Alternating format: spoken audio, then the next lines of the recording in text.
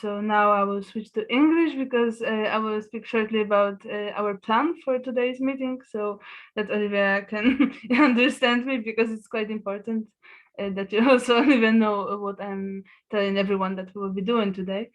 So the plan, so we're meeting here today with Olivią Jaramillo. My name is Clara Gubara, and I'm from Fundusz dla Odmiany, as you all know, and Olivia is from Equality Utah. And the goal of today's meeting is to exchange experiences, mostly to listen to Olivia's experiences and views on the activism work, and as widely as Olivia will like to share with us. We have planned, like, the structure of today's meeting is quite flexible because we want to see what will interest you the most.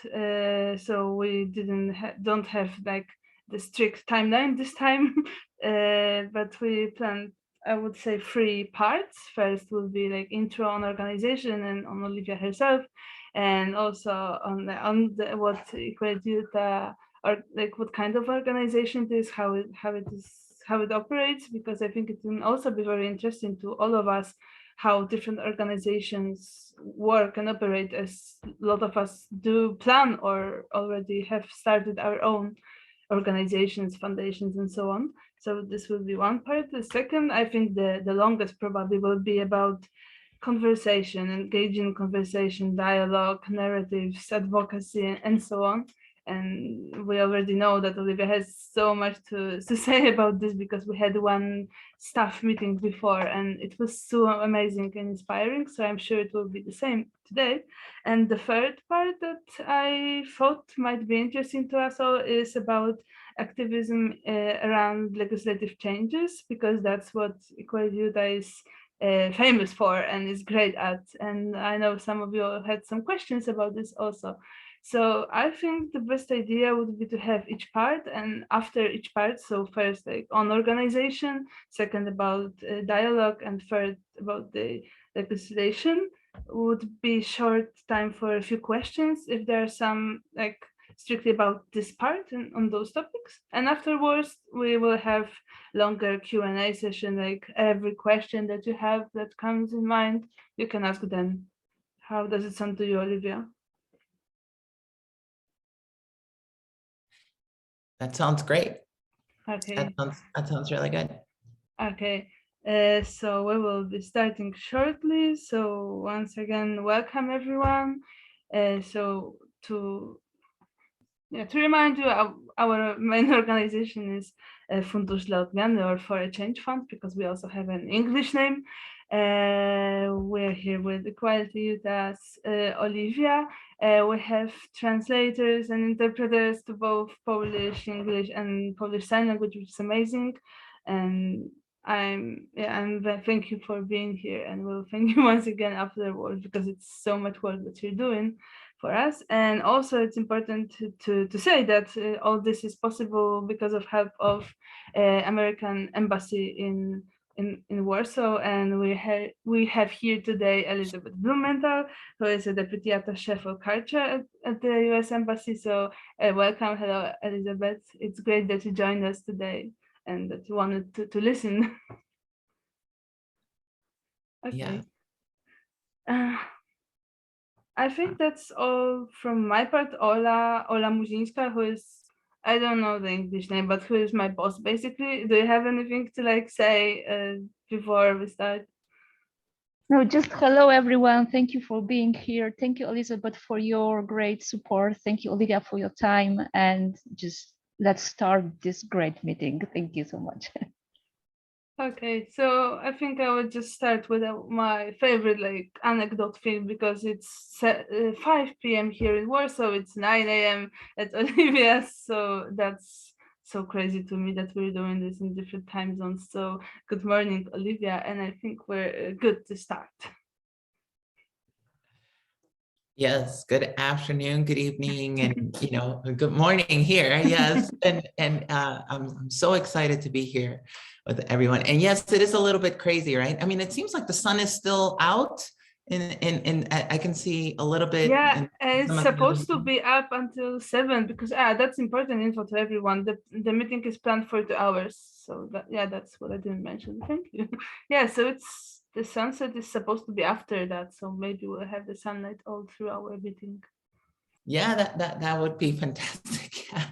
No, thank you so much for having me, and thank you so much. I'm so excited to be here, and we love to share our experiences, everything that we have done when it comes to creating protections and defending the LGBTQ community in the state of Utah. But not only for our state and in the United States, it's really, we have been an example for the rest of the country in so many ways, and that we have shown that it is possible to build dialogue with people that you would imagine wouldn't want to engage with a LGBTQ political advocacy group. And so I'm very excited to share everything that we have everything that we have done, give some advice. I mean, I always feel humble when I say that I'm advising others, because I feel we all have such great ideas and such wonderful ideas. And I hope that I am very sure that you may have the same ideas we do. And hopefully just me sharing will just reinforce to you that you are on the right track and that you are doing the right thing. And so what I'm going to do now is I am going to share my screen. Let's see. And I am going to start a little presentation. Let me see. This is the one. Let's see.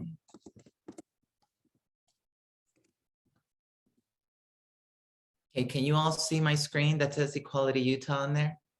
Yes, we can. I mean, Yeah. I can, but I guess everyone. Okay, so here, I'm gonna put this in. Okay, I'm assuming you all can see all of that. So let me see.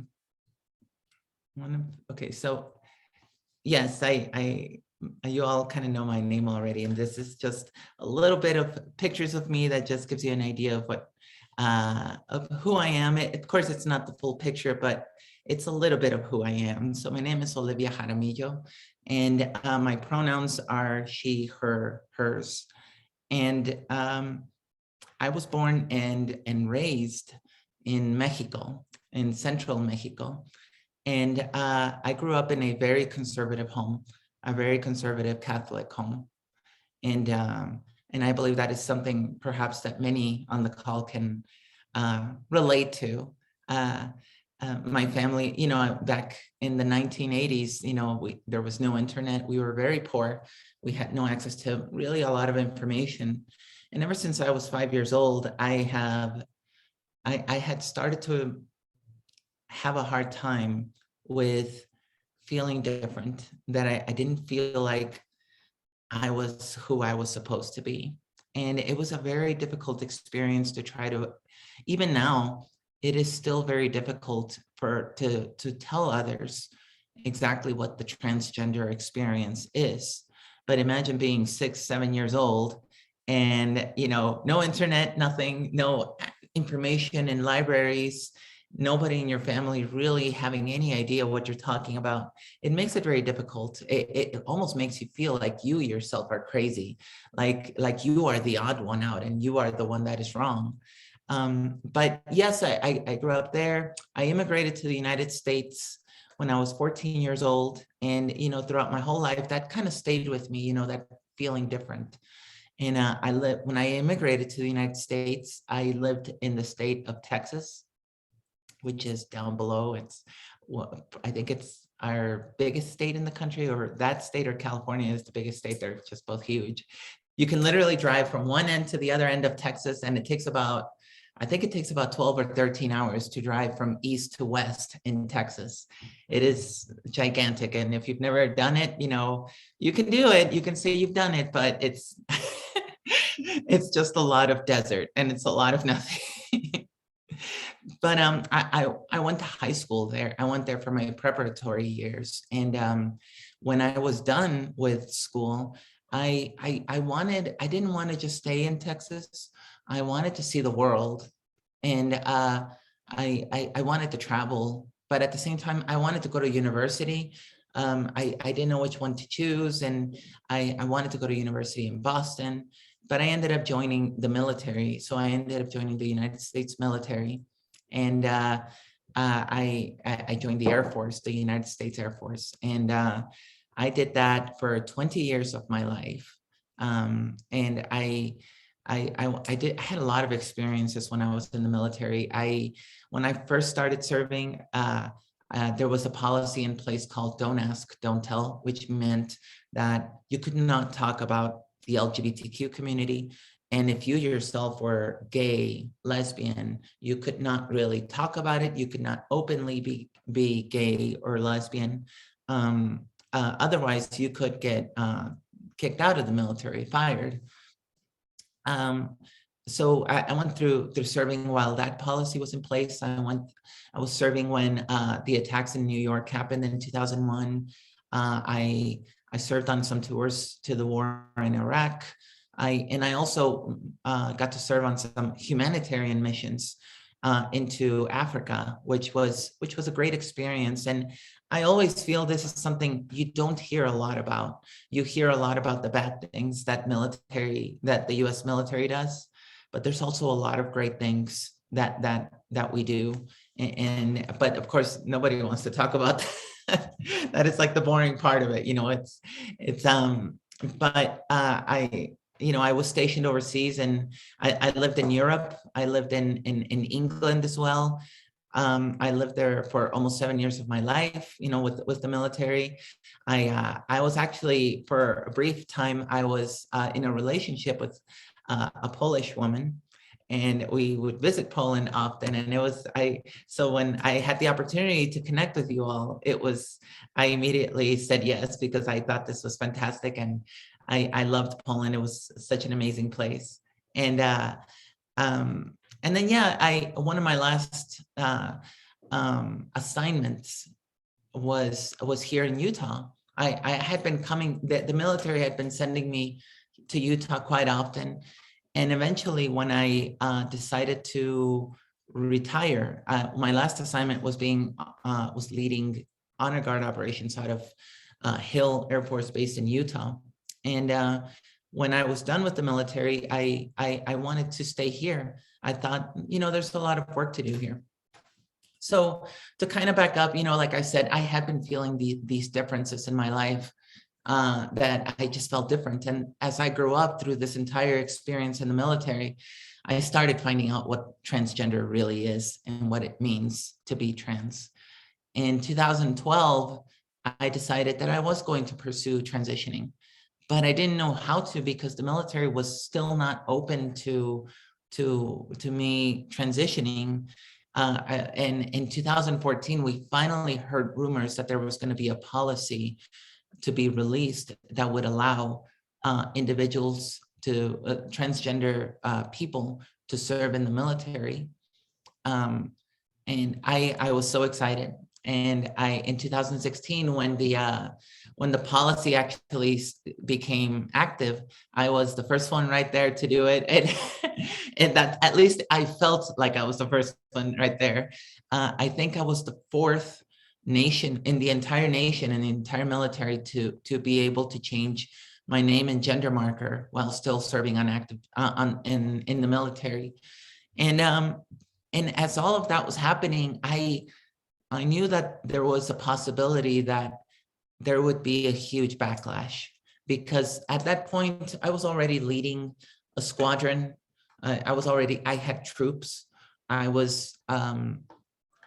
had a lot to lose, and it was scary, and coming out to my family, and it was a very scary time. And one thing that I was very surprised was that I received nothing but love and support from the people in the military, and even my family. They were very supportive of me, and I was very surprised by that. I mean, happy. I was happy, but it was at the same time surprised. It's kind of like when you think something bad is going to happen, And because you hear that it happens so much, especially to transgender people, when they come out, their family maybe stops talking to them, their friends stop talking to them, even at work, you could potentially get fired. I mean, there's so many things that can happen.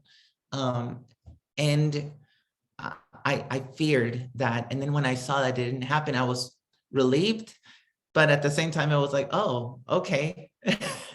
And it was great. And another thing that occurred is that I saw people start asking me questions about what it means to be trans.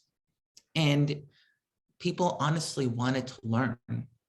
And it really opened my eyes to, there is a way forward for people to understand what transgender is, and not just trans, to what our entire LGBTQ community, to what we are, and really engaging in honest conversations. And a lot of people tend to fear the unknown. They tend to fear the dark, right? Like if when we're little, we're scared of the dark. And I think, you know, it's normal when you don't know what's there or you don't understand what that is. It's normal to fear it. And sometimes that fear can manifest itself in physical violence and so many other ways, right? But I saw that there was a path forward for us, that if we sit down and really just talk about things, we can really do a lot. So it really opened my eyes to, you know, this is something I want to do once I leave the military. And when I did leave the military in 2019, I started kind of involving myself in politics. And I ended up running for office in 2020. It was a tremendous experience. And through it all, you know, I started noticing that the more I went to places, people would ask questions, but at the same time, people were starting to kind of be confused, because at the same time they thought, oh, that is what transgender is. That is not what I thought it was. She's, you know, she is well-spoken, she's educated, she was in the military. Suddenly, whatever people thought of a transgender person was, suddenly it was kind of like you could tell people's minds were exploding almost, because what they thought a transgender person was not what was in front of them. And I really loved doing that. You know, I loved having open conversations with people in places where you would never expect these conversations to be had. And that is kind of what led me to work with Equality Utah, because they kind of take the same approach as I do. We believe that when we're talking about LGBTQ politics, we're not talking necessarily about politics. We're not talking about political parties. We're talking about people. We're talking about our family, because the LGBTQ community, they're part of our families, our friends, they're our coworkers, they're people we see on the street, people we like. And this isn't just something on television or on our social media. This is real. And it really starts to show people that there is a lot that we have to do to engage in making sure there is protection, because there are so many people out there that don't understand, and they resort to physical violence. So that I saw that there was so much that we could do together, me and Equality Utah. So we decided to kind of partner up, and that's what we've done.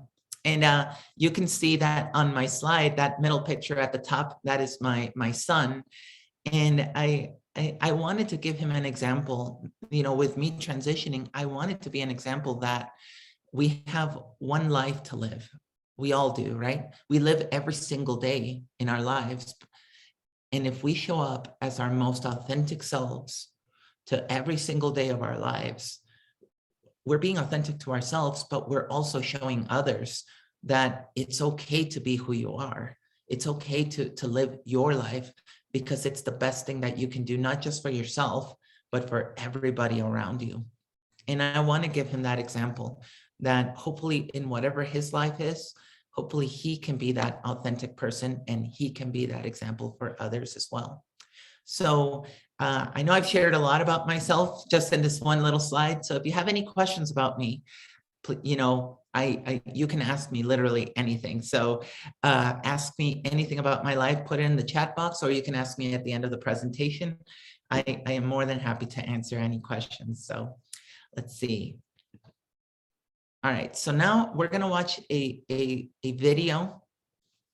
This video tells you a little bit more about the work that we have done as Equality Utah. So I hope you enjoy the video.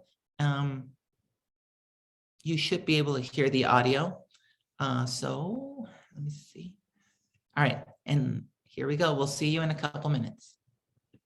An historic bill at the state capitol this Can you evening. hear the video? Utah is attempting to do something novel and do something great. People outside of Utah would never imagine that our state would lead on LGBTQ rights, but we have.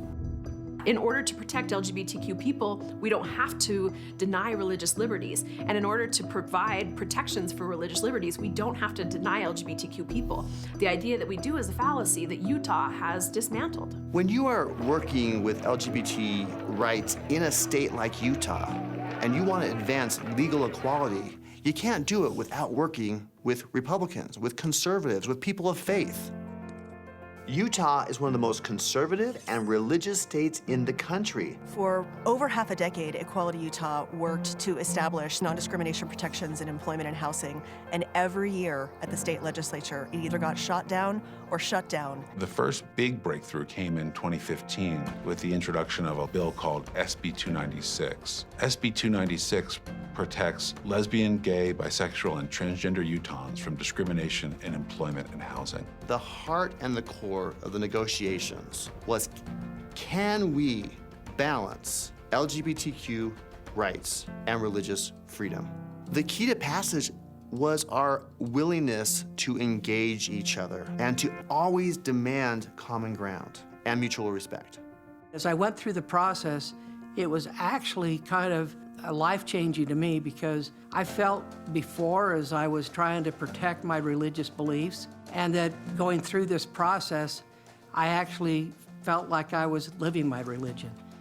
This was truly a bipartisan effort, and not only were we starting to bring Republicans on board, we had our loyal Democrats at our side. When it comes to religious liberty and when it comes to non-discrimination for LGBT people, we are there together. It took 7 years of patience and conversation and relationship building to pass SB 296. Governor Gary Herbert could not wait to show off Utah's new anti-discrimination law. I do believe that what we've done here will become a model for the rest of the country of how they too can resolve these issues in their own respective states. One question, how cool is this? Some people call this the Utah Compromise, and I actually don't like that term because no one compromised anything. We simply gave additional rights to the LGBTQ community, and we gave additional rights to the religious community. After the first big breakthrough, we realized that we had built these meaningful relationships with all the key stakeholders in our state. We weren't done. We passed pro-LGBTQ education laws, LGBTQ inclusive hate crimes laws, and we have successfully protected minors from the harmful and dangerous practice of conversion therapy. Over the last 4 or 5 years, as the laws have changed, you see a huge shift in the culture as well. It's not just we have legal protections, but now the LGBTQ community is being treated differently by their neighbors, by their family. Okay, go! These changes that protect LGBTQ people mean a lot to me as a person who is now married to my wife and who has an almost 5-year-old son. And it means for us that our family is protected.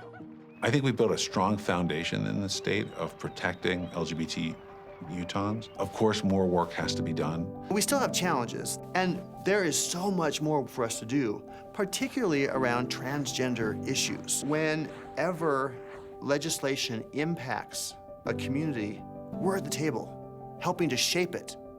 This was something that was years in the making.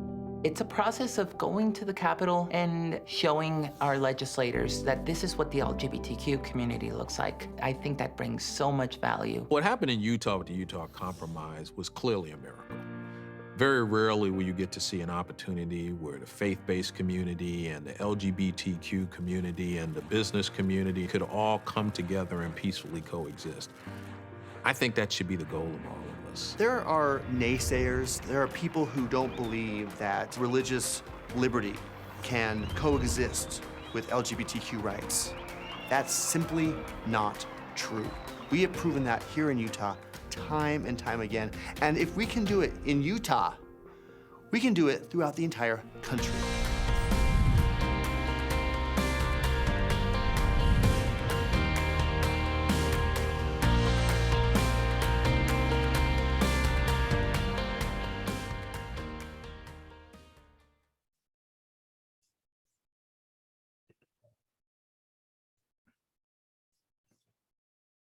All right, let's see.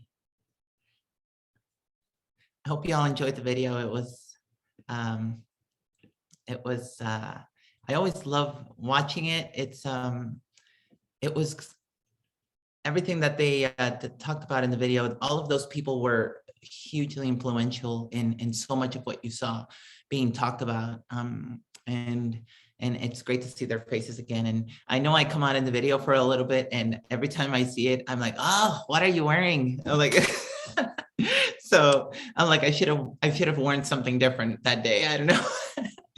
So this is a little bit about Equality Utah. We, like I've already, like the video kind of gave you a story, but we are Utah's or our state's #1 LGBTQ rights advocacy group. And we were established way back in 2001. And initially we were created at a time when there were no protections for the LGBTQ community here in the States. There was our state legislature, our Senate, there were no conversations being had about what they knew then as the gay community.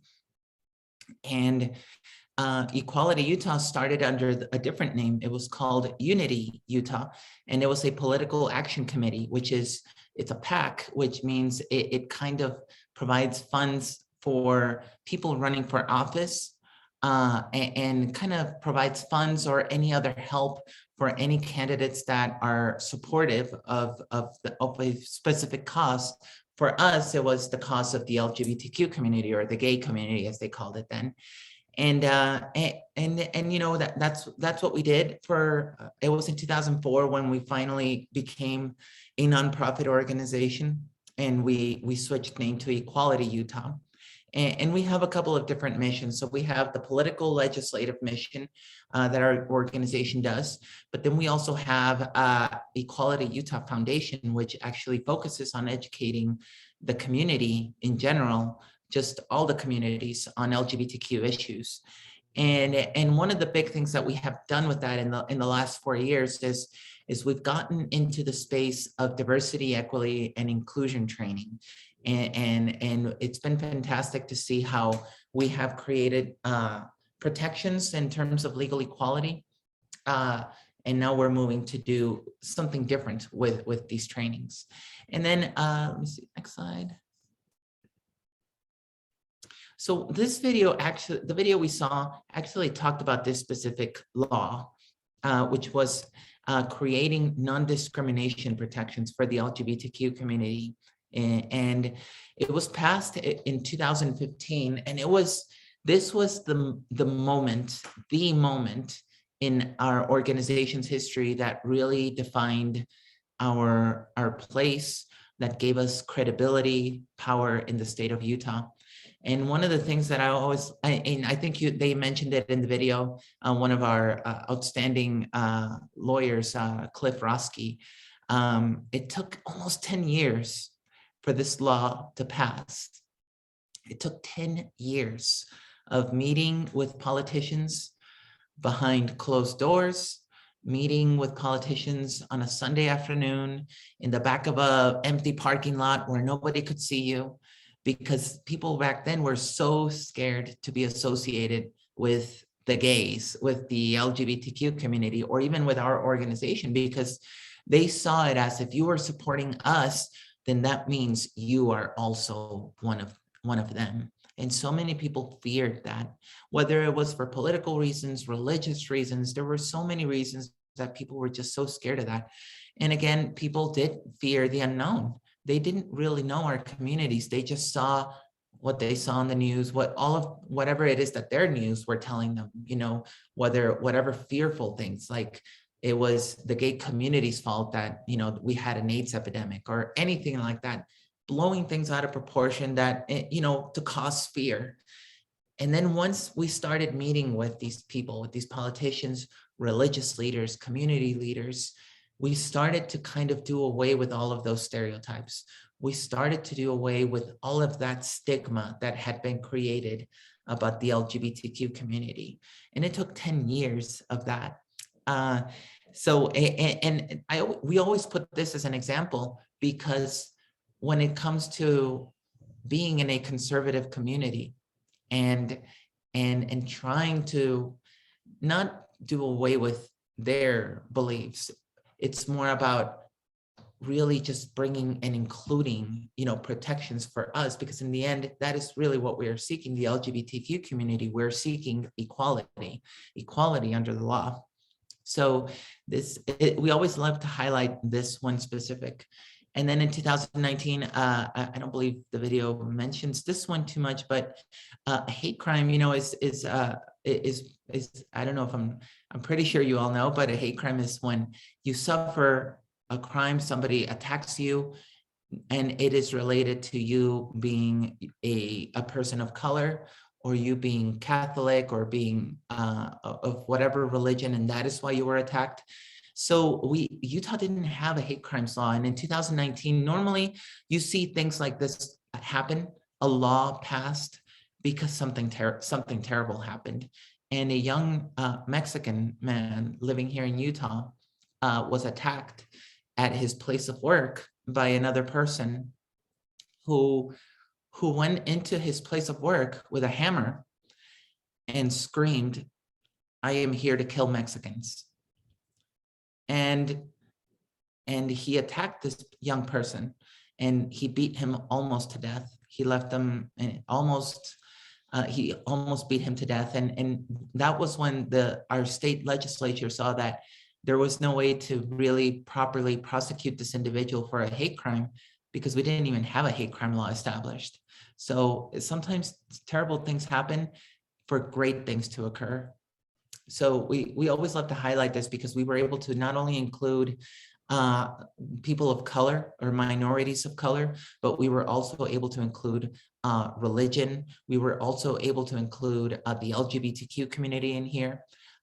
It was fantastic to see that this occur and pass. And then in 2019, we tried to pass a law that would ban conversion therapy in the state of Utah. And there were still, you know, even in 2019, we were still having some lawmakers, some politicians that were completely against the ban of conversion therapy. So they, to say it in a less elegant way, they hijacked this law from being passed. They switched it up completely before it actually was voted on by the legislature. And so we decided to kind of scrap this. But in 2020, after speaking with our state governor, he decided to pass, and he decided to take this into his own hands, and we were able to ban conversion therapy in 2020, which is fantastic. And for those that, if you're not familiar with what conversion therapy is, it's a archaic fringe practice that looks to change a person's sexual orientation or gender identity, and it's not, at least here in our country, I think worldwide anyways, it's not an approved psychiatric or psychological practice. It's actually been it's been very much admonished by the American Psychiatric and Psychological Associations. So it's not a practice that any state really looks to pass as legitimate. It's still being practiced in certain parts of the world, even in our own country, but it is not legal, at least not in the state of Utah. It is not legal to have it practiced on a minor, which is fantastic. And again, that took a lot of mediating, a lot of getting people to understand that this is damaging people. And it took a lot of showing people that there is a high rate of suicidality, depression, anxiety, and it is related to conversion therapy. So it took a lot of convincing, and eventually we were able to have people see the light, have our governor see the light, and we were able to pass that. And last year, we started the year with a new president and in our country, but we also started with this wave. Our entire nation saw a wave of anti-transgender proposals all around the country in different state legislatures, and Utah was no exception. We were able to stop 2 laws from going into effect. One that looked to curtail, to stop any sort of healthcare on a youth for transgender related services. And this would have included mental health services, which we saw as that is not acceptable. And again, we saw a lot of the movement behind that. It was fear. That the big thing that was being pushed on people was that we, the LGBTQ community, wanted to butcher children's bodies. And that is incorrect. In our country, it is not legal to perform surgeries on minors, especially for transgender related health. It is not legal for a minor to receive a surgery. But that was being told that is what would happen. So a lot of lies were being spread, and we had to kind of act upon it.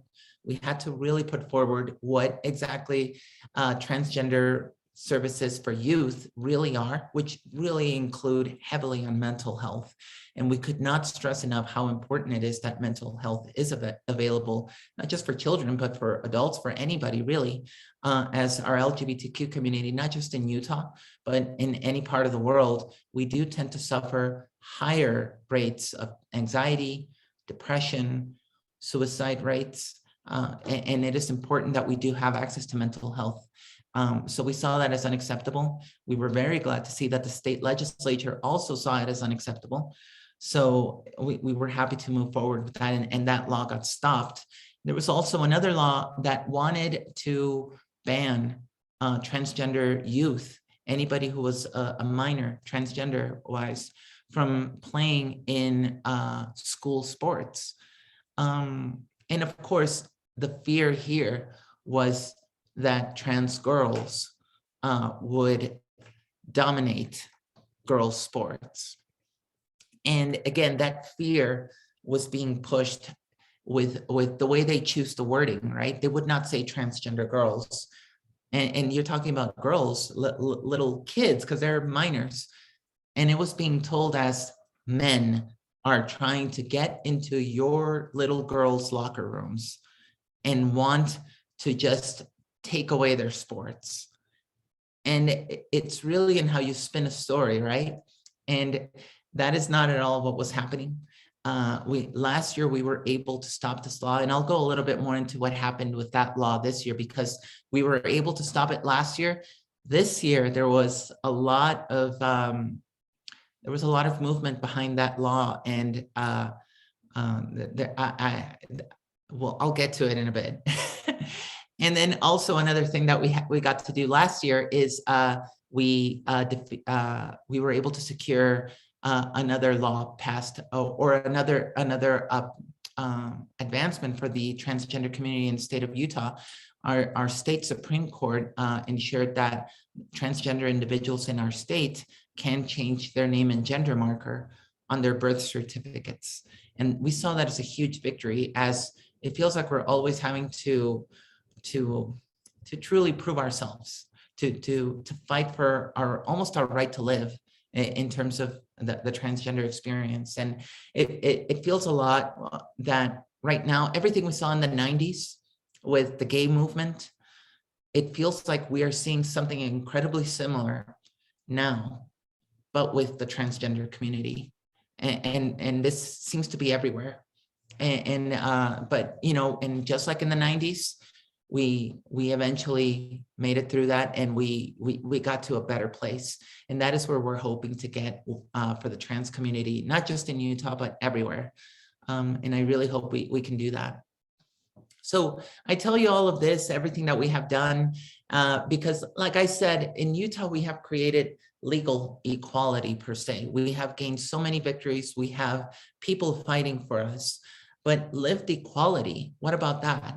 Lived equality is what happens in every workplace around the world, what happens in every workplace, at a bus stop, at church, at school, really anywhere.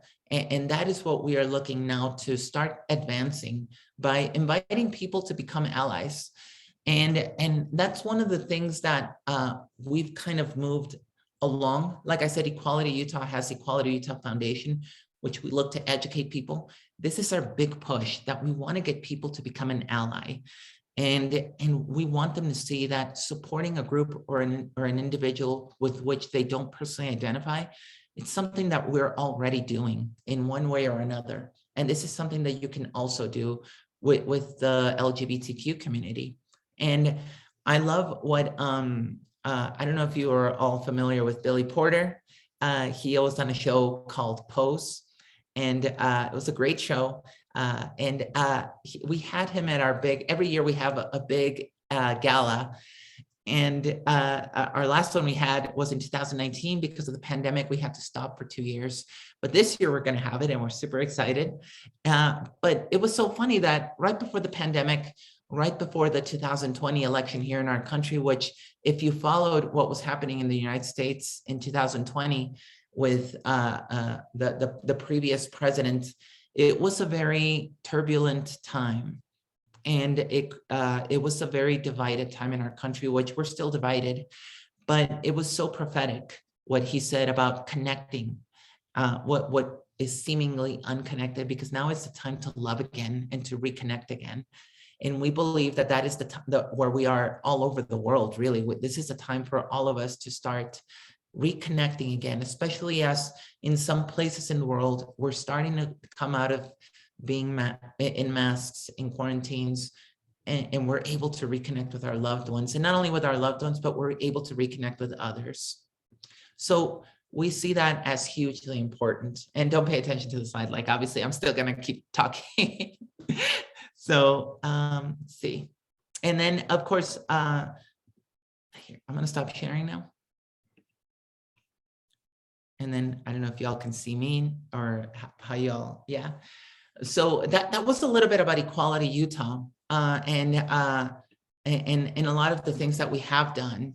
And we have done so much, especially here in the state. We're still working on what we're doing.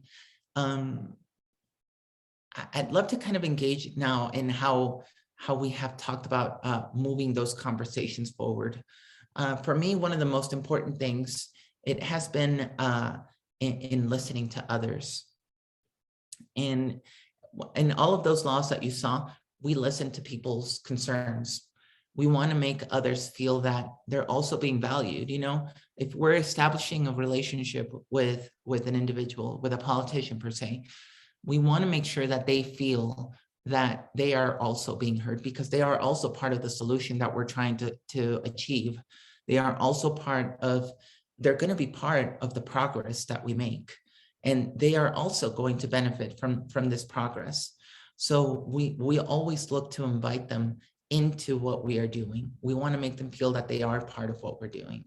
So I think, I don't know, Clara, if it would be best to now maybe we can engage in dialogue. You can ask me questions and then I can kind of go. Yeah. Yeah, sure. Someone messaged me about the break. I don't know, there's so many messages. There's 2 questions, but I think we can come back to them later and first have like the broader conversation. I think what's interesting, like to me and to all participants, is very broadly saying about having a dialogue with conservatives, with people who we think that might be different-minded than us. And like one question is how to actually organize such conversation, how to have the person in the same room, and how to have this setting. So that's one thing, and the other is about actual conversation, how to present our point of view, or I know kind of what you will answer, so maybe not really present, but how to listen. And yeah, how does it even work that we're actually getting to be listened, and how to have our point of view, like have it through this person. Yeah, that's actually a great question. And one, I'll give you examples. I'll give you an example of exactly that. Late last year, we were going to speak with a politician, a lawmaker here. So and it was a person who wanted to introduce a law. It was the person that wanted to reintroduce the law of banning medical care for transgender children. And it is difficult, right? When you think about that, if you are part of the LGBTQ community, or if you already sympathize and you're an ally to the LGBTQ community, it can feel kind of strange to hear that there is a person out there who wants to ban medical services to children. It sounds very strange, doesn't it, at first? And of course, a lot of people would think, oh, this person is terrible, and oh, they're the worst. And one of the things we always invite people is, like, whenever we asked for a meeting with this person, and he agreed to meet with us, and we were going to meet in his office at the state capitol. And so we went up to the Capitol, myself, the executive director of Equality Utah, two of our lawyers, and we went in there, and we met with him. The one thing that I'll recommend to you is our aim in that meeting was not to push our beliefs, our agenda on him. Our aim, that initial meeting, was to establish a connection with the person, not with the politician. We wanted to establish a connection with the person first.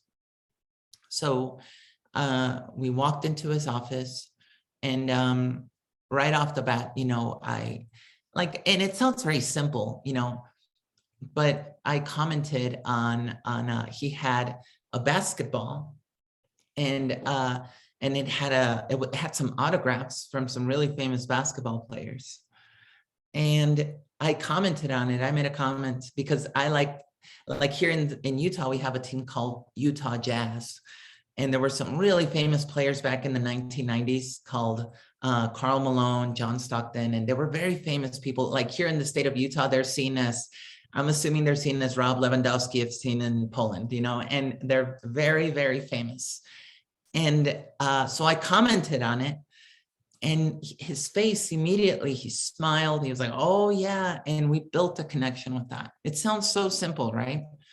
But the fact that you're able to connect on something, on a human level, on something that somebody else is a fanatic of, or that they like, it eases tension. It does away with any tension that perhaps you had. And then from there, we started just talking about his life. We started just talking about our lives, not really the word transgender, the word law, anything like that was not talked about for the next hour at all. And we established a connection, and we talked, why haven't we ever worked together? And even at the end of that meeting, he said, I really don't know why. I think it's because maybe the nature of the laws that, maybe we just never connected. But we established a connection on that human level first. When you start seeing somebody not as your enemy, but you see them as a human being, even if it's somebody that very much is in opposition to your beliefs, to your points of view, it changes the conversation from you versus me to how can we work together? It really changes that conversation. The second meeting we had, we still kind of laughed. We touched on some other things. And then we started slowly introducing what it would look like to talk about this law that he wanted to pass and some of the things that are in it. And we wanted to hear that person first. And this is another thing that is very key when engaging in a conversation with somebody that is not necessarily, that does not see your point of view, is when you engage in a conversation, you want to listen to them, and you really want to listen. I always tell people that come and help us in their own activism here in Utah, or that want to advocate for our mission, we tell them whenever they engage in a conversation, you listen to understand. You don't listen to respond. Even if you don't say anything about anything that we want to do, you are there to establish a connection first. You want to listen. And you listen to understand, because even as human beings, and this comes from my psychology background, okay? So it's always, as human beings, we want to be heard, and we want to be understood. And whenever we engage in a conversation, most of the time, we're not really listening to understand, we're listening to respond. We already know what we want to say, and we're not really listening to what is being said to us. So that is the biggest thing to do, is to master, I would say, first of all, listen to understand instead of listening to respond. From there, you can understand the other person. You may gain insight as to why it is that perhaps they have their own beliefs that are maybe against the LGBTQ community. And then you're going to find out that most of the time, whenever we engage in these conversations, you find that these people aren't really against the LGBTQ community. They just have never had an experience engaging with the LGBTQ community and having honest, open conversations with somebody about the LGBTQ community. Then you start seeing a way forward there, because you start seeing this person is not really an enemy. This person, they can be an ally.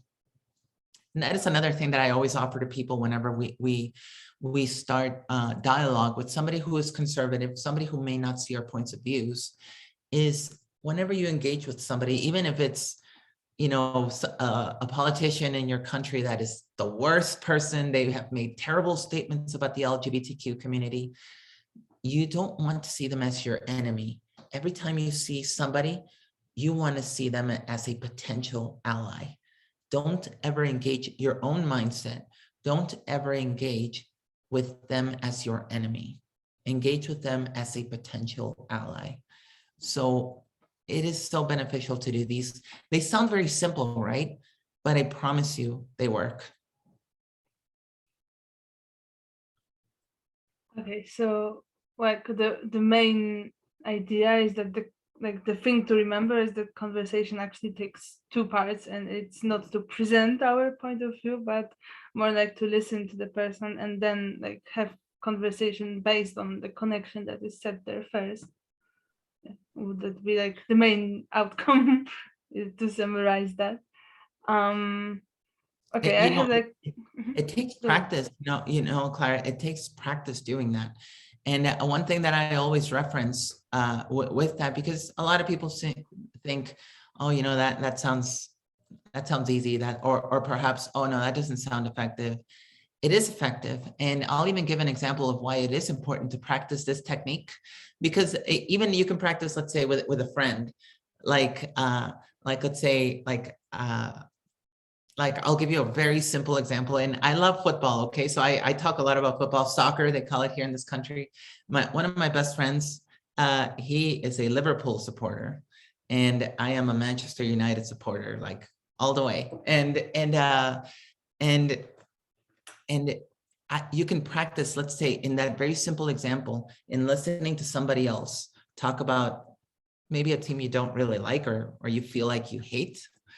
and really kind of just sitting there and listening and trying to understand that. It sounds so simple, but it works. And then you can slowly start bringing that up, and you can engage with somebody and talk about a topic that perhaps you're not either familiar with or you don't see eye to eye with. It's very effective. And I don't know if you all are familiar with Rosa Parks, which was back in the 1950s. She became very famous. She is a person of color, and she lived in Montgomery, Alabama, which is down south in our country in the United States. And she was very famous for, back then, there were so many laws that did not allow people of color to have equality. And they could not sit at the front of a bus. They could not sit, they had to drink out of specific water fountains. It was definitely a very segregated time. And she famously went onto a public bus and sat at the front of the bus somewhere she shouldn't be sitting. And when somebody who came in, who was designated to sit there, asked her to stand up, she refused to stand up and she was arrested for it. And so many people, and she stayed very calm through it all. And she very much displayed a grace through it all, asking questions in a manner that really brought her to fame. And what so many people don't actually know is that she actually rehearsed and practiced that exact scenario with others for a long time to ensure that she could stay cool, that she would stay cool under pressure, and she would have the grace to handle this without being violent, without being confronting. And it's a great example of how even us engaging with a lawmaker, a politician, we can also engage with them and slowly start to build a conversation. And even if it gets to a point where initially they start being aggressive with their words, there is a way that you can stay cool. Just listen to understand. Listen to understand. It's a way to practice it. Yeah, actually, we had a few conversations already, and I thought for some reason that you're FC Barcelona fan and not Manchester. So one thing I know all the teams I like. They're not very good at the moment. So.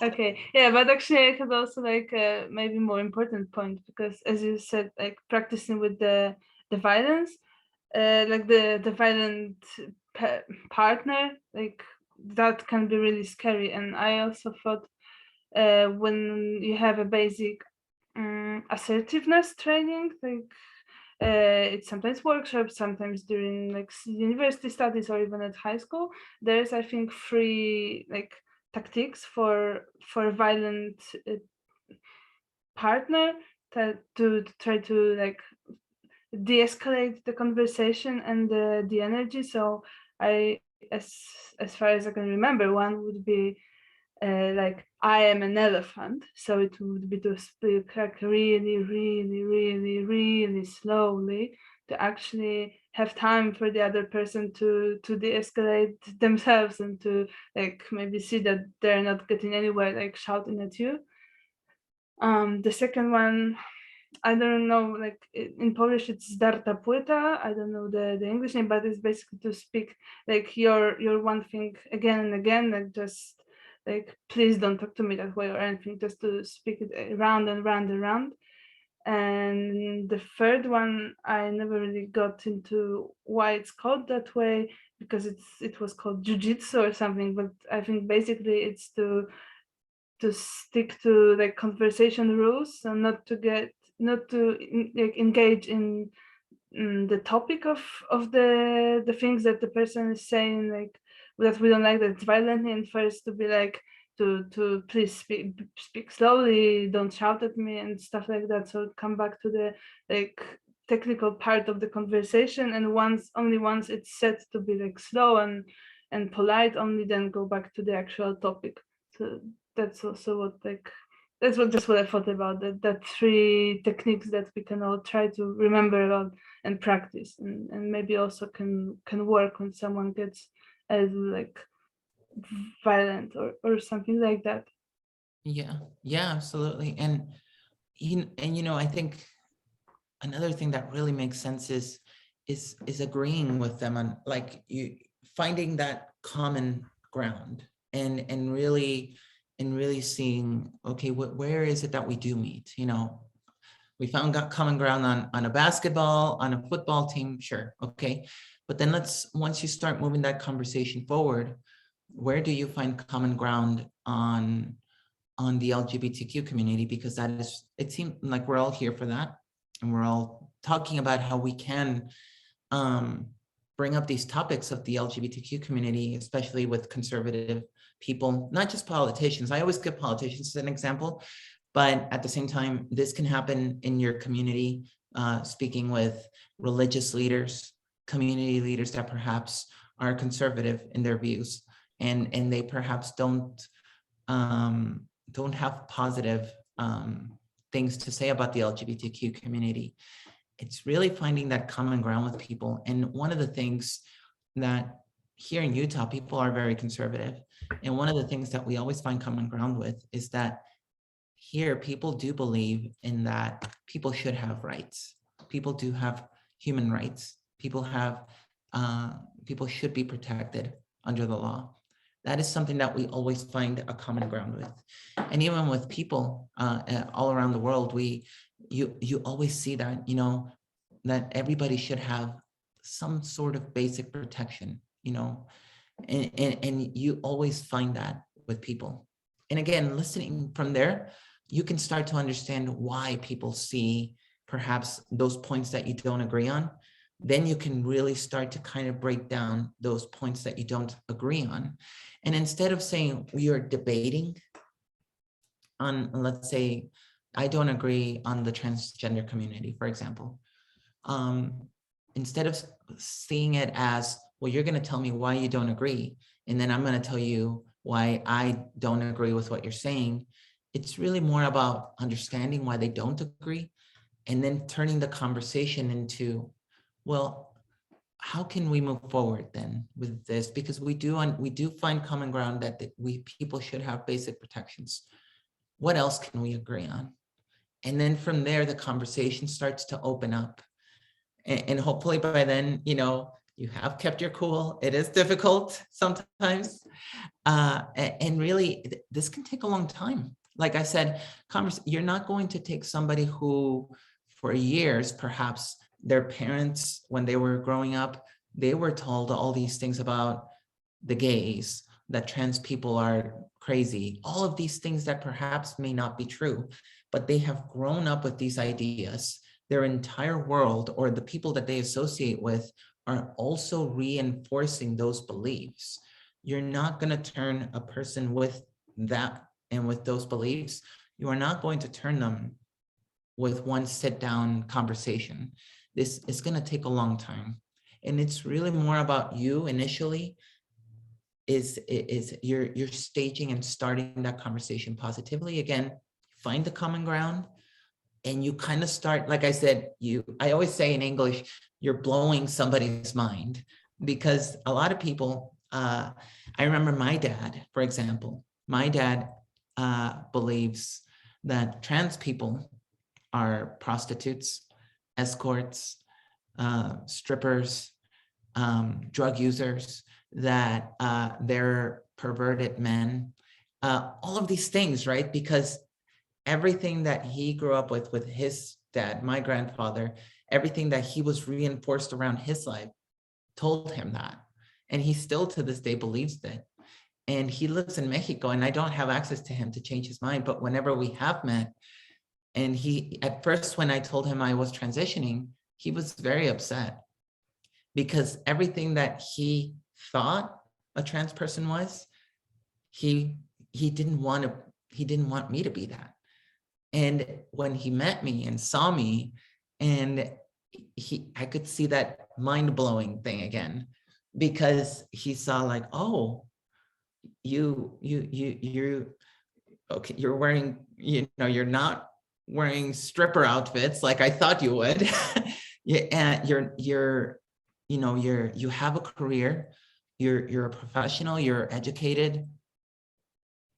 It's like that mind-blowing starts to happen. And I didn't try to push anything that I believe or anything about me being trans on him. I just treated him like my dad to establish that conversation. I missed my dad and I just wanted to see him. So we went out to lunch. We spent the whole day together.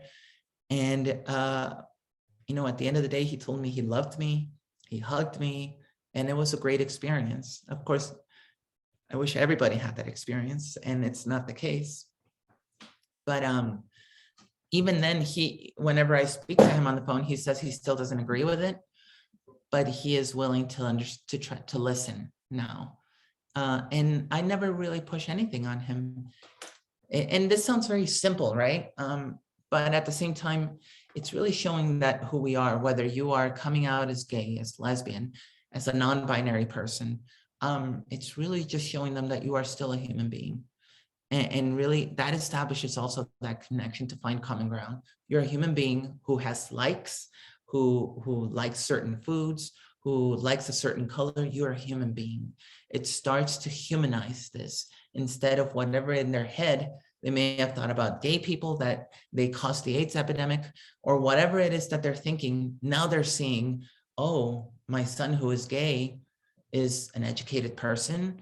He has a partner. He has a dog. They have an apartment. They're just a person. And next thing you know, it's again, that mind blowing starts to happen. And you're not really part of the mind blowing. They themselves have to sort it out.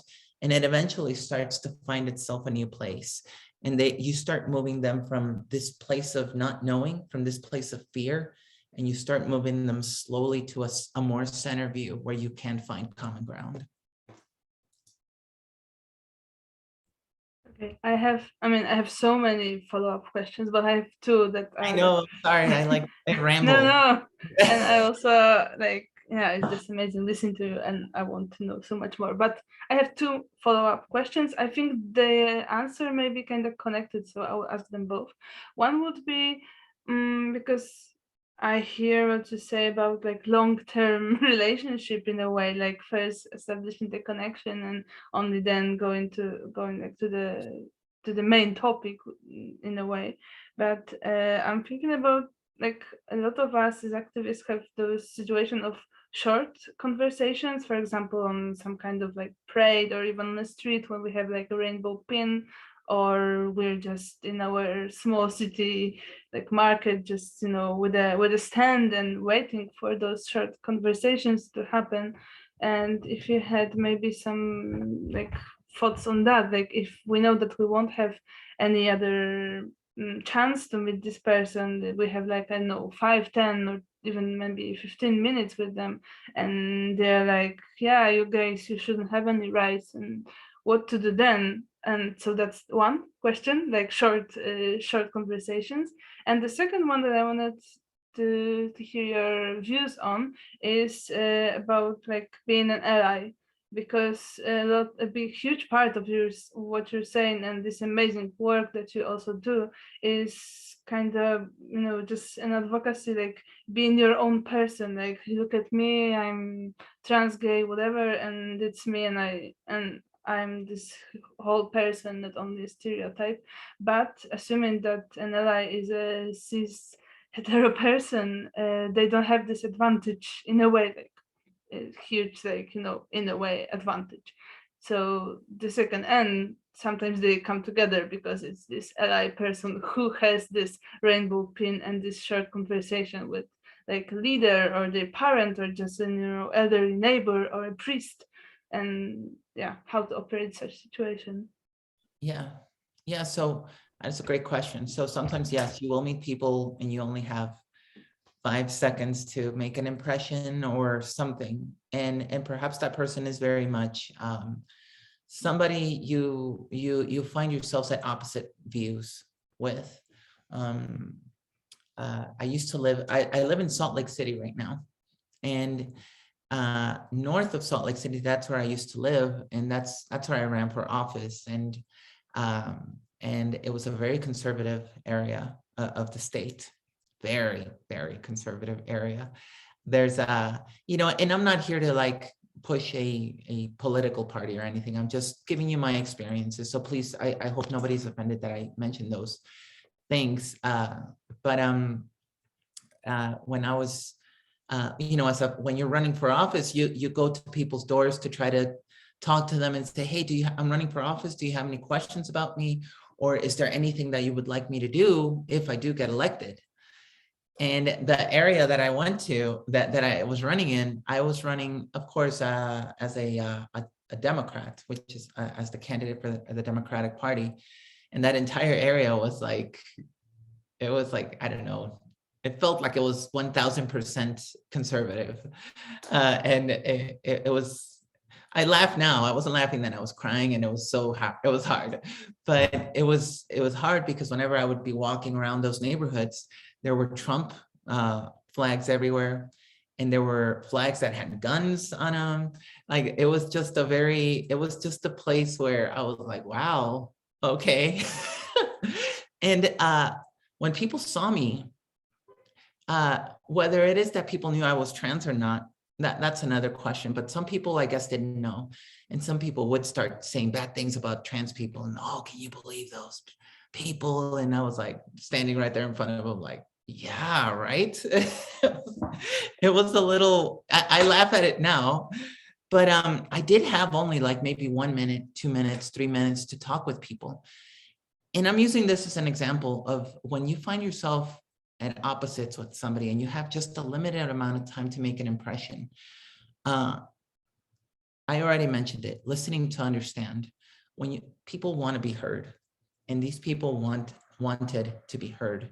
They wanted to, even if they just wanted to say, I want Donald Trump to win, even though I wasn't running against Donald Trump, even though it felt like it. They wanted to say what they had to say. And some people, when they would ask me, about the transgender community, the LGBTQ community, I would kind of turn that question around on them again and say, well, you tell me, what do you think of the LGBTQ community? And most people would say, and they would start kind of saying everything that they believe. And most of the stuff was bad stuff. I was not going to change their mind in that little meeting there. But letting that person air their concerns out to you, even if they know you are part of the LGBTQ community, and that you're listening to them, and that you're genuinely listening and understanding what they're saying, doesn't mean you agree with them. You're just listening to understand. It creates a connection with a person, and it plants a seed inside somebody. Because let's say if I'm having a conversation with Clara, and I don't like the LGBTQ community, I think they're all crazy. And, they're really, I think they completely go against my religious views.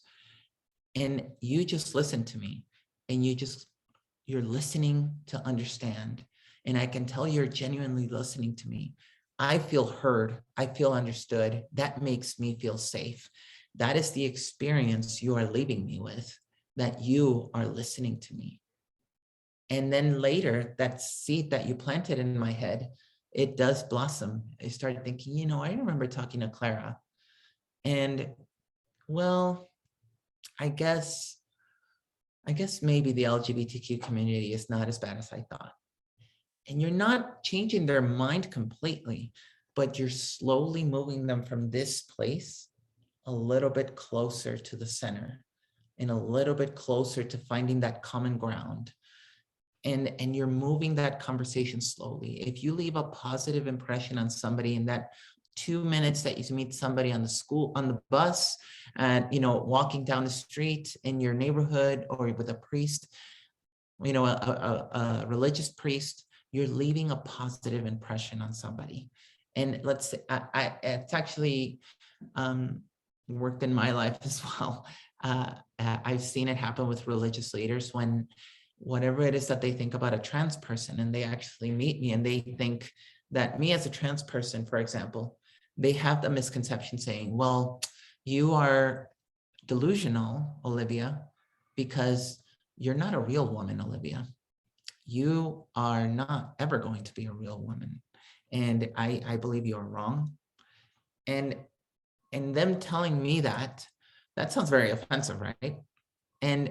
But me listening to understand why he believes that, and just listening and saying, okay, like, tell me more about that. I honestly want to learn about why you feel like that. It makes that person feel understood, makes them feel that you are willing to listen. You're not just there to wave your own flag, to not really have a good conversation. You're not, to get even more technical, you're listening to them. You're not inciting or turning on their ego and that fight or flight response in somebody. You're literally just putting them at ease and letting them say whatever it is that they want to say. That moves a conversation forward so much. And in 2 or 3 minutes, you just listening to somebody at the end of it saying, you know what, thank you so much for sharing. And you just smiling through it and say, I would love to maybe talk some other time. And really being a positive conversation with somebody leaves a much more positive impression on somebody. And they are going to be much more willing to engage with you at a later time if you run into them again. And even if you don't, they will remember that positive experience with Clara. They'll remember that positive experience with any one of you.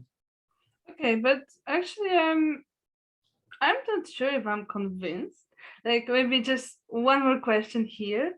Yes. Like, because you just have a person who has this horrible belief, like, I can judge them, whatever, they're horrible, like just the example that you gave.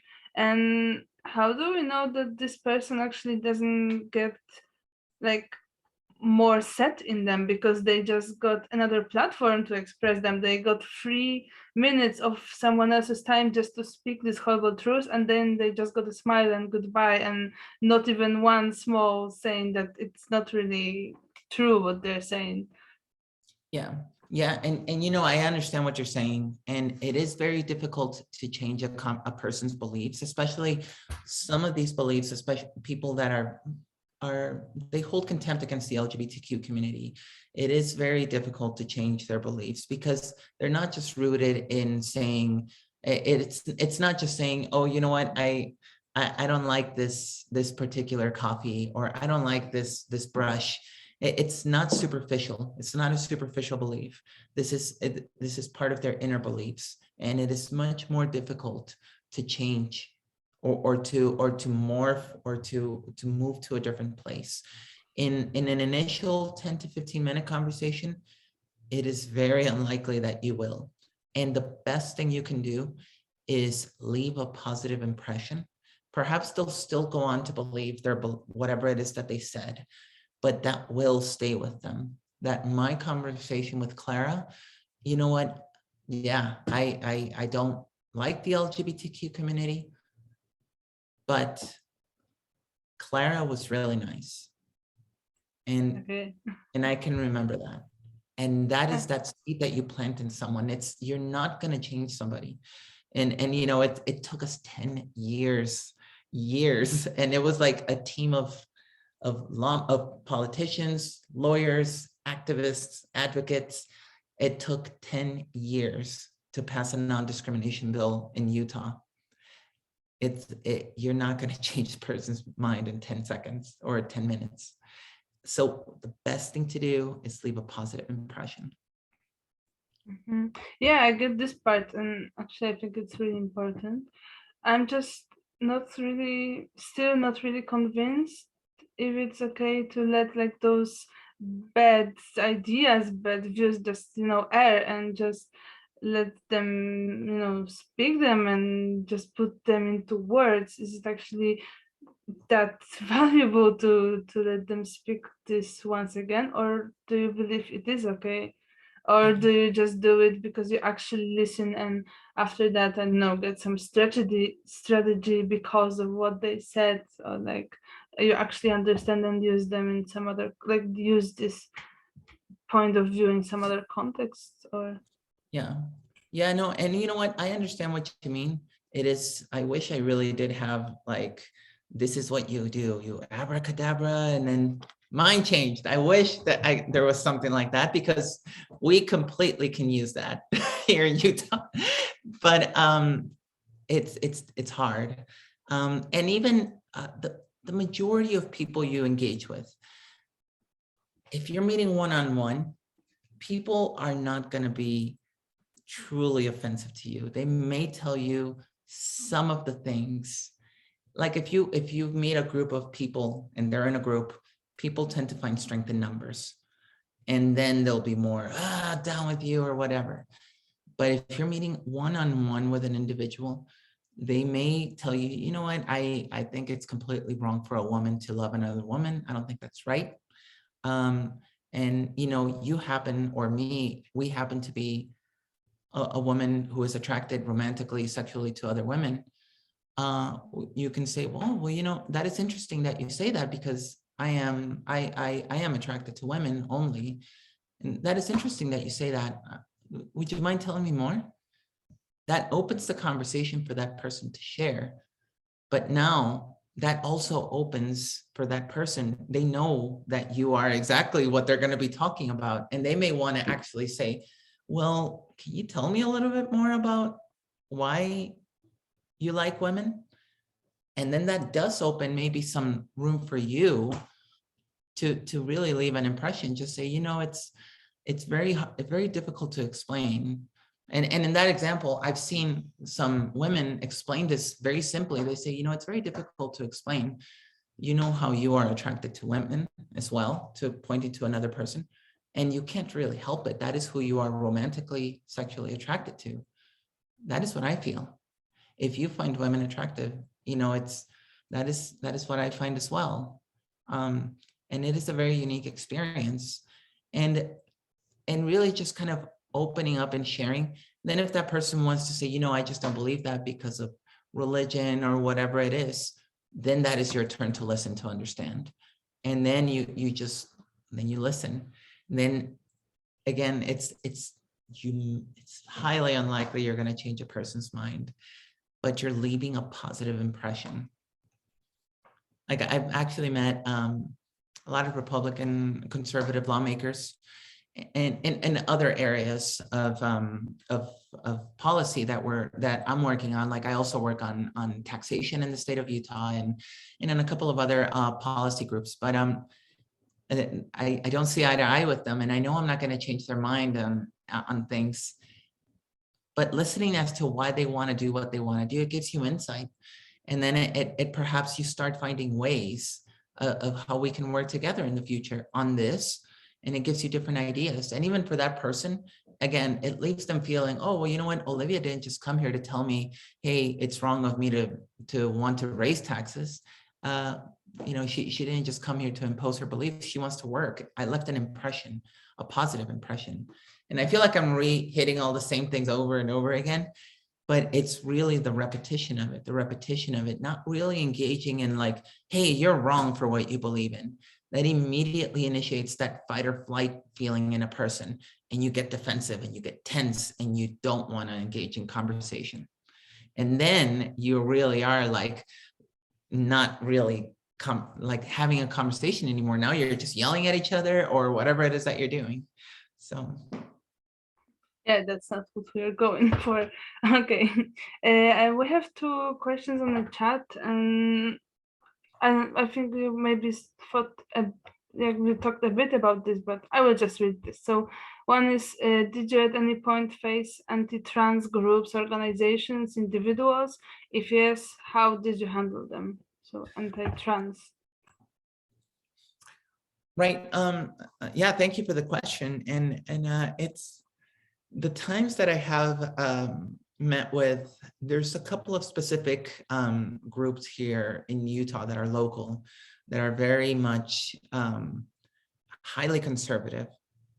There's a group called the Eagle Forum, and they really stand for religious conservatism, and they stand behind that.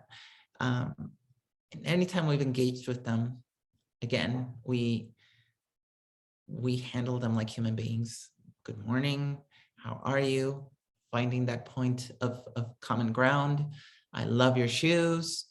You know, it sounds so simple, right? And it sounds almost like, well, Olivia, that's obvious. But sometimes we do forget that, because when we do meet with somebody that we don't like, or that we feel like we're not gonna like, perhaps we do feel tense. We may be stressed already, and going into a conversation, you're already on the defensive. You are already not ready to listen to understand, you're ready to respond. And that is a way to really just kind of meet somebody, even if they come in, and I can tell some of these people that we've sat down with, they look at me and they kind of look at me up and down, and it's like this look of like, I don't know who you are, and that's fine. That is for them to believe. That is, I can't control what they're believing, but I can control the impression they get of me. So you have to present the best person, the best version of yourself. It is very difficult, but sometimes you do just have to let them say whatever they want to say, and then find that common ground. Sometimes you even with some of these lawmakers that wanted to ban medical care for trans children, you hear these people saying these things, and you have to pick apart what they're saying so you can find that common ground. And then you can start to build on that. And it takes a lot of patience. There have been times where actually it was about a month ago, we were in a meeting with the state governor. It was a couple of there was actually a lot of people in the room. And there was this one Utah senator. And right as the meeting started, the first thing he said was, "My daughter is a professional athlete, and she has told me that if she ever had to compete against a man, she is retiring. And that is unacceptable." Like, he started getting agitated, red, and I was like, "Loosen your tie or something. You're getting red." And it was, it was visibly, he was in fight or flight mode, and nobody on our side fought back on anything he said. We all sat there and listened. On the inside, I wanted to throw something at him, but I couldn't. So I sat there and listened, and it takes patience. It takes patience sometimes to understand these people. And that is what they're being told. For example, with him, he obviously, with that comment, what I took away was he doesn't really have any knowledge about what being a trans woman really means, is the terms, concepts behind what being trans is. So he doesn't have that. And everything he is saying is clearly stating it. And that's okay.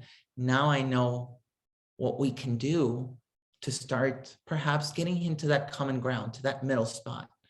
And it takes patience. It takes a lot of time. But you will hear people say things about our community, about you, that are not true and that are perhaps wrong. And really just listening to understand.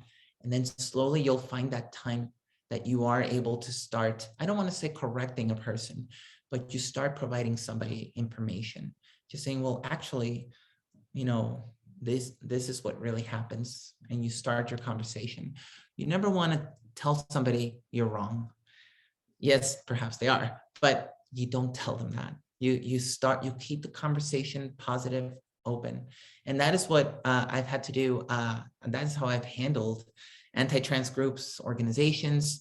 I've had them send me mail to my home. And I even when I was running for office, I had them kind of say all sorts of crazy things about me. And some of it made me laugh, some of it made me cry. But it's difficult, but it takes patience and it takes practice. Thank you. I will read another question. This one was, did you at any point manage to work directly and form alliances with local religious leaders? It's also, I think, important to mention that what we have as Catholics in Poland is probably more conservative than in United States. I think so. You can disagree with me, but I just wanted to say that, and yeah, that's the question. Yeah, that's a great question. So, any point managed to work directly and form alliances? Yes. So when it came to the anti-discrimination law that we passed in 2015, along the way, we also started not just talking with politicians, we started talking with religious leaders. Here in Utah, the predominant religion is the Church of the Latter-day Saints, the LDS Church, and a lot of people know them as the Mormons. And that is the dominant religion here in Utah. And I mean dominant, you know, I mean, everywhere I go, it feels like here in the United States, it feels like there's a lot of Catholic, a lot of, Protestant, Baptist, different groups. Europe, definitely more Catholic. I mean, it's in Mexico, very much Catholic, Protestant. But here in Utah, it's a very specific and very unique community in that the dominant religion here is the Mormon Church. And so we had to build alliances with the Mormon Church. And because that is the dominant religion, also the state legislature is there. I think they're like almost 90% part of the Mormon Church. So it really gets to a point where the state capitol, I mean, yeah, that's where the law is made, but then down here in downtown Salt Lake City is the offices for the Mormon Church. And sometimes we feel like that is where the real state capitol is, because it feels like that is where all the permissions come for these laws. And we really had to work with them. And we also had to work closely with the Catholic leaders of our state. And again, we have to start building that connection of saying, how can we find common ground on providing non-discrimination protections for the LGBTQ community? And it took a long time. It took, I don't want to say compromise, because at the end of the day, we want protections, not just for our community. We believe that everybody should enjoy protections under the law. So under the non-discrimination law, we were able to also add religious beliefs. So we were able to add those groups into it as well.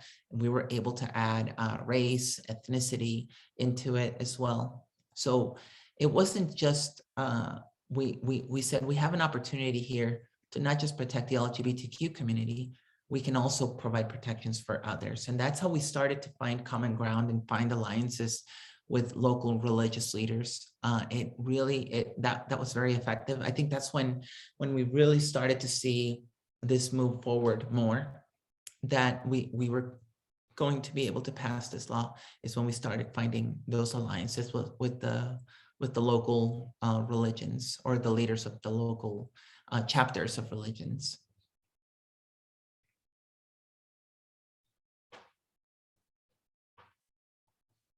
Is this enough for the person asking the question, or would you like to ask some more follow-up? Hi, it was my question, so if I can just add something or maybe ask an additional thing. I was just wondering, I'm not sure about what Clara said, if our Catholics, so to speak, are more conservative. I guess they're not much more conservative than the Mormons, as far as I know. But it was surprising for me what you just said, that because it seemed like this non-discrimination bill or law, or however you call it, was a chance to get the religious leaders on board, saying that we can provide with this legislation, we can provide a non-discriminatory, I don't know, umbrella, whatever, for all of us in the Utah community, and we can take into consideration not only sexual orientation, but also religious beliefs and many other elements. But then does it mean that you did not really have this sort of legislation at all beforehand? Because what we are having here in Poland, if I would like to make a comparison, is that we have very basic anti-discrimination legislation, which, for example, states that you cannot discriminate against anybody on account of gender, religious beliefs, race, and so on. It does not include, for example, the sexual orientation and the other additional, so to speak, markers that has not been discussed that widely beforehand. But I would not say that like the religion is covered.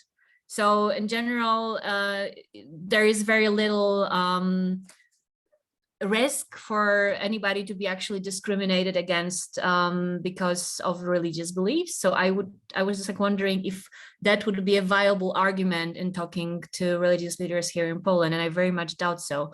So I was wondering, because as I'm saying, they, to a great extent, they're covered. Actually, our politicians has been talking about making the law even stricter and prosecuting people for what is called, like, you know, offense to religious beliefs, which is like another story. But I was wondering, how was it before the legislation then in Utah? Did this chance to be covered by the non-discriminatory legislation was actually that attractive, so to speak, to the conservative religious leaders, that they jumped like on board? Because that sounds, well, surprising, very optimistic, but I would never guess it, that could work that easily. I mean, you told us that it took some time, but still, it's an interesting, you know, like our point of our discussion. Thank you so much, and that is a great question. And how do you say your name? Is it Eva? Yeah, it's Eva. Well, thank you so much. Pleasure to meet you, Eva. And so yeah, before that, we a lot of the lawmakers, a lot of the religious leaders didn't see a need to have a specific state law. Especially here in the United States, we had in the 1960s, we passed a national law called the Civil Rights Act, and they felt, you know, that provides protections. You should be okay, and because even through the 80s and the 70s, you know, when that very famous incident, well, the late 60s, and that very famous incident, the Stonewall event happened in the United States, it kind of set off this entire chain around the world for the LGBTQ community to unite and to really start fighting for our rights to basically exist. And it took, we kind of took a little setback in the 80s because of the AIDS epidemic, and a lot of people, a lot of religious leaders, and a lot of the rhetoric that was being said was that, you know, this was a divine punishment. I mean, you can get into all of these things that really put a setback on any talks, any conversations to be had then, like when closer to the time here in the United States to that Civil Rights Act in the 60s. There were so many things that happened that kind of set back those conversations. And it wasn't until the 2000s that we started having those conversations again, and saying, hey, we believe it is not something we would like. It's necessary to truly highlight the need for non-discrimination protection for people, especially for the LGBTQ people. We started seeing people be discriminated for being gay, for being in a relationship with, let's say, another person of the same gender, same sex, and people started getting evicted from their homes for rental properties, and then people started being fired from their employment. And this is something that they could have kept. There's been records of being kept since I think as long as we can remember. There's always been a record, and it's never truly been taken seriously that this is a concern. And it took a long time, such a long time, to really start convincing that this is something that we need to do. Where the religious groups come in on this is that we said they compromised with us. They, just like in the video, one of the lawmakers, the Senate president, our state Senate president, Stuart Adams, claims that he doesn't feel he compromised anything. But they did. That was the deal. If your community gets protections, our religions are going to have to get protections as well. And it was a compromise. And that is also what we were told by other religious leaders. Yeah, well, if your community is going to be protected, I want my community to be protected as well. And it was a compromise. And that's what it's known as. Even if you Google it, it's called the Utah Compromise. And it was historic, yes, but that is the one thing that people don't like to talk about, that it was really a compromise. But we call it the Utah Compromise because we have to highlight that, no, of course we believe people should have protections for their religious beliefs, but at the same time, people should also be protected for their basic human rights needs in their with their partners or their gender identity, people should also have non-discrimination protection for that. So that is how it took 10 years, it took a long time to sit there and be like, yes, we agree with you, but we also need protection for this. We have to put forward so many examples of people being evicted from their rental homes, their homes, people being denied employment, people being fired from their jobs. We had to put together so much data to show them that this isn't just even a Utah problem. This is a problem happening everywhere. And if we here in Utah can at least provide safety, then we should do it. And we can have other religious, we can have people's religious beliefs protected under this as well. So it was a compromise, Eva. Thank you. I'm just like another thing to think about later on, and I will certainly do that. But the last comment will be that I get it very much, and I love your narration about how the listening is important. This is very much the way of work that I'm also doing. But every now and then, it comes this moment when I at least have this feeling that I do the work in a way that I believe in, but you get tired at a certain point when you are always the person who is there eager to listen, and it takes so much energy to be able to be listening all the time. And in terms of this, how to talk about compromise with maybe not only religious leaders, but this group is very prominent in here, so they're a key player. I'm just still thinking about what could be the bargaining point when talking about this compromise, because what do they actually have to gain? I mean, if the law is already protecting you on account of the religious beliefs and gives you a lot of freedom of speech, freedom of worship, it actually allows you to say, as was said before, horrible things about other human beings, and to a certain extent engage people and to discriminate against somebody. Like, what other kind of protection do you really need? And I'm gonna really dwell upon it, like how to talk with those people and let them see that they can actually gain something on when talking about certain legislation. If, at least from my perspective, they already have everything they need, but maybe, just to close the argument, maybe this is again what you were talking about. Maybe if we listen to them, we will see and we will hear that there is something that they feel they do not have on their, maybe there's a room up for discussion to see what can be gained on both sides, hopefully. Yeah, and it takes patience, Eva. It takes, and I hate to say, I wish I could tell you, this is what you say, and wow, it changes everything. No, and it's not that simple.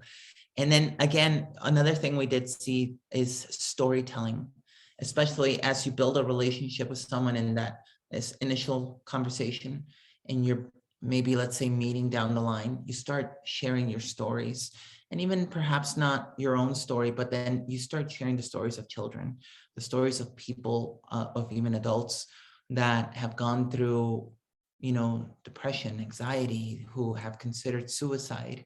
Suddenly this becomes real. And even for for example, I'll use the Utah example again. A lot of these politicians, they saw it as something that was not happening to them, but then slowly, many of these politicians started coming up to us, and like those conversations in the back of parking lots occurred because somebody in their life, in their families, came out as gay or came out as transgender. And suddenly this wasn't something that was on television, on the internet, or this was not a piece of paper anymore. Suddenly it was their family. And it took on a different necessity. Now I am listening, because maybe it's my child. And you know what? I know my child. I love my child. My child is not a bad person, but they're transgender. And suddenly you start thinking, yeah, non-discrimination protections. I don't want my child to be discriminated. It takes on a different dimension. That's why we do push forward that this isn't about politics. This is about our families, our friends, our coworkers. This is about human beings. And this is not about, who's going to win the next election. This isn't about any of that. This is about protecting our own people. And slowly, you know, whenever we've brought other individuals to advocate for us, especially with some of these laws that they try to pass that involve children, and we say children, you know, under 18, and some kids are very brave, and them and their parents come and they meet with these politicians. Suddenly, for that politician, it's not just a piece of paper that says a trans child or a transgender girl, transgender boy, non-binary child. Suddenly it's right there in front of them, and they're talking and they're telling you, and you're seeing the monster, quote unquote, in front of you, because a lot of these people do believe that they get told that it's men wanting to compete against little girls, for example, in the sports thing. And suddenly you see the transgender girl and you're like, oh, she is just a little girl. She's 15 years old. She just wants to play with her friends. And suddenly it takes on a different dimension. And it takes time. I really wish I could tell you it's simple, but, you know, and even in what you said about fatigue, there is something called activism fatigue or advocate fatigue. It's very real.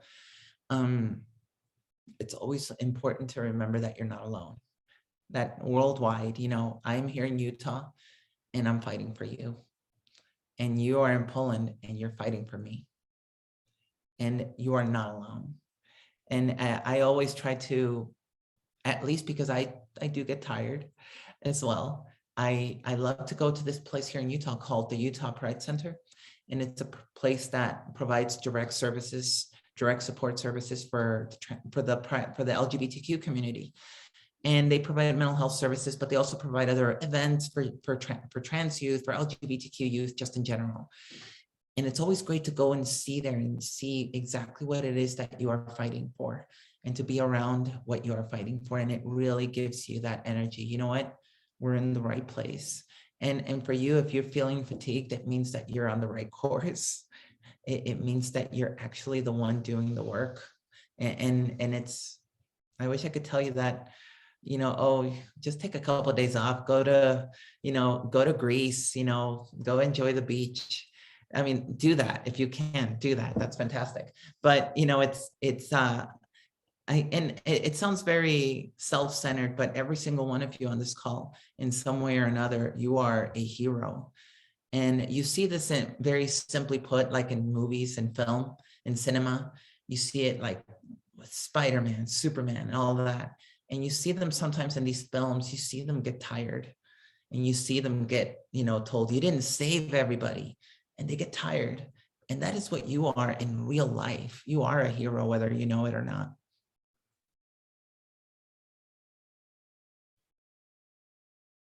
Thank you. I have one more sent question to ask you.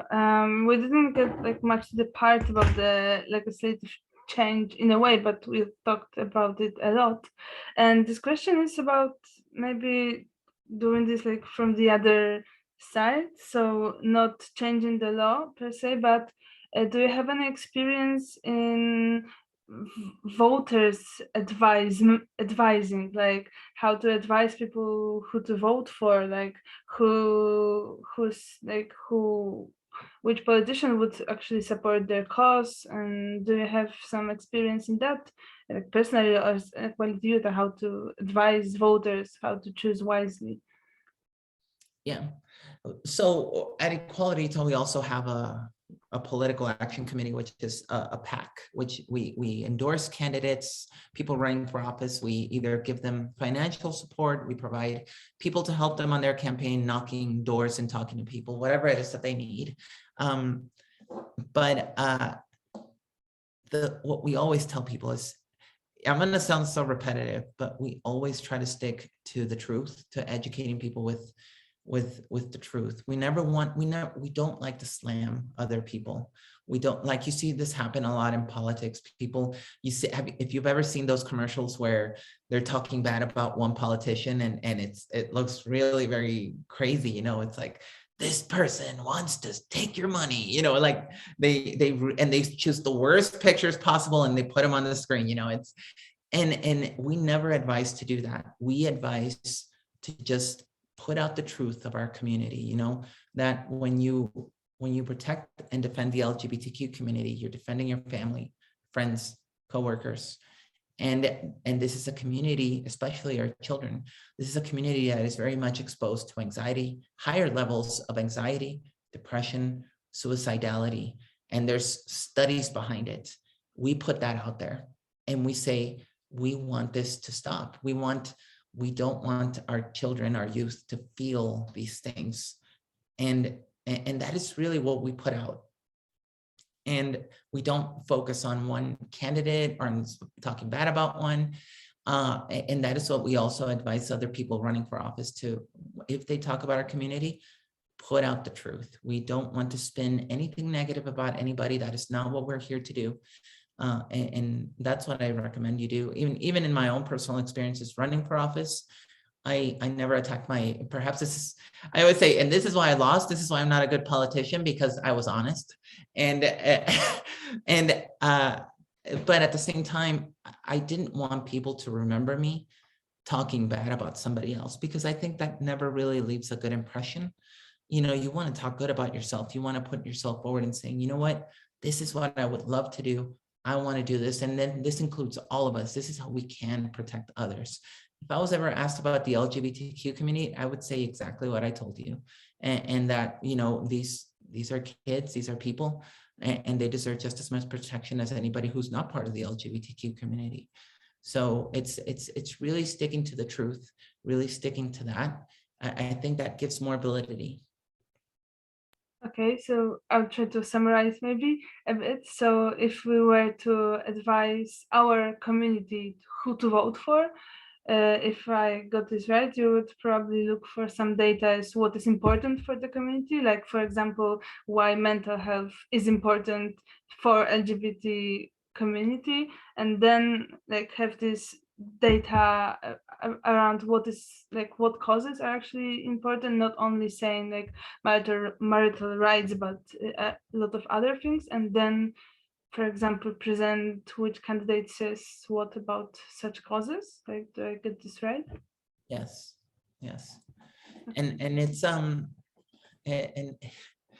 it is really difficult. Again, it is very difficult to convince people that are more conservative, but just having those open conversations with them, and even providing some of this information that really goes forward more into saying, you know, this isn't about you believing or you are becoming part of the LGBTQ community. This is not about that. This is about you simply understanding that everybody deserves human decent respect. We all deserve protection under the law, especially. This does not mean that you are going to be lesbian, gay, transgender now. That does not mean that. That just means that you're really saying everybody deserves protection under the law. And most people will tell you that they believe that. It's very hard to argue against that point. I mean, whenever people perhaps you hear a group of people, again, strength in numbers, they feel more comfortable in saying whatever bad things they want to say. But deep down, if you have one-on-one conversations with people and you ask them, don't you believe that people truly deserve just basic human protections under the law? I have yet to meet any one person, even on some of those anti-trans alliances that I've met, I have yet to meet one individual that says, no, I don't believe that. So it's very, very difficult when you start finding that common ground and you really start kind of putting forward the truth, putting forward the information that we are people, we're human beings, we deserve protection. Don't you agree that people deserve protection? Yes, I do agree with that. It moves the conversation forward. I hope that helps. Thank you very much. And just with this answer, we actually got to 2 hours of our meeting. I know. I can't believe it's been 2 hours. It's like, yeah, but it was like just to the point. Like, yeah, we can see that you have some experience in public speaking and so on with the time. Yeah, so we got just right in time. Yeah, so I wanted to ask everyone if there's some last minute question that you just need to ask is What? loud here. Is there an I guess it ambulance, is. Kathy? Is that a puppy? No, it's been renovation in my building for the last few months, and I work from home, so it's been like that every day. But I'm wearing earphones, so I didn't hear that before. Okay, so just last chance to ask some question to everyone. Like, Tak, tutaj mamy pytanie. okay, so wait, proszę poczekajcie chwilę. Olivia, do you hear the translation? I have it set on English, so I should be So able to hear. Okay. Ja mam takie inne pytanie, może trochę niezwiązane z tym dzisiejszym wystąpieniem. Czy mogę takie zadać w ogóle? Yes, of course.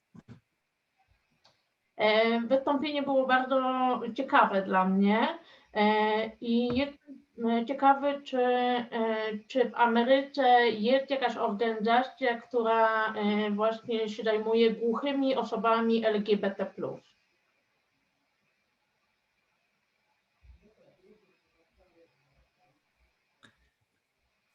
Okay. Yes, so that's actually a great question. So our, like, the Equality Foundation is a Equality Federation. We actually are working on providing services for, not for the deaf.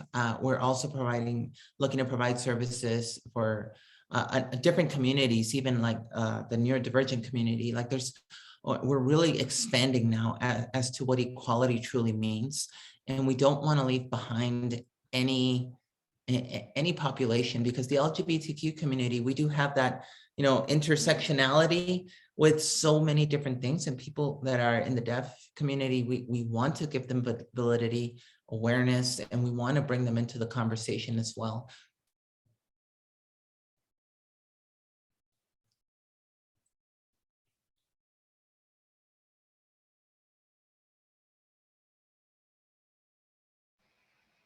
I hope that helped.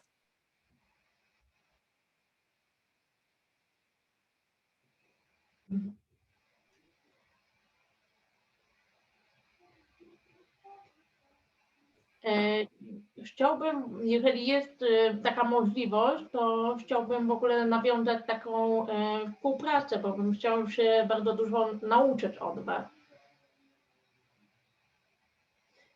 Ja mam tutaj Fundację Cichą Tęczę, która działa od 4 lat, więc to jest młoda organizacja, która właśnie skupia osoby głuche LGBT+. I mamy tak naprawdę mało doświadczenia i bym chciał bardzo właśnie zyskać nowe doświadczenia, nowe pomysły, inspiracje. Perfect. Yes, absolutely. I would love to connect with you. I put my email in the chat, and this is, for you, but also it's for anybody. If you want to ever get a hold of me, ask me a question or whatnot, I would love to hear from you. Seriously, I please just shoot me a message and we can talk like that, and we can have, I don't know, a conversation that way, or we can meet via Zoom again, or of course, I would love to connect with you and with anybody else.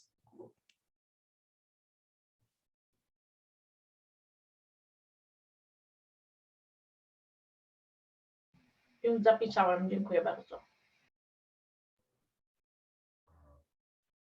Okay, so I think we probably should be stopping the meeting right now. And thank you so much, Olivia, for this chance to be in contact with you, to be in touch, because I think it's an amazing opportunity for everyone. And thank you for today's meeting and for all the points that you tried to put through us. And thanks also everyone for being here, for listening.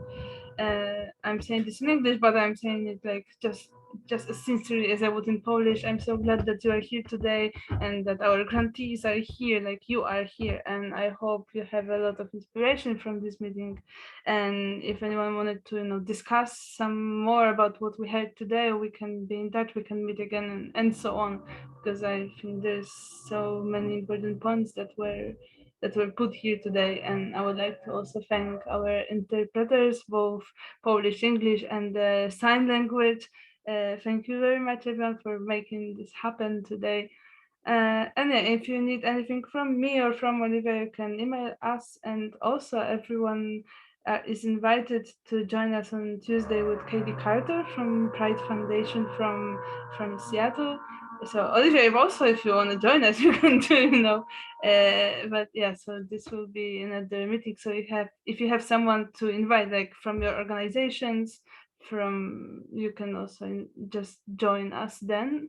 And thank you, everyone. Thank you very much. Thank you, Olivia, once again, and everyone have a great evening or a day. And yeah, that's. Is it dark out there now?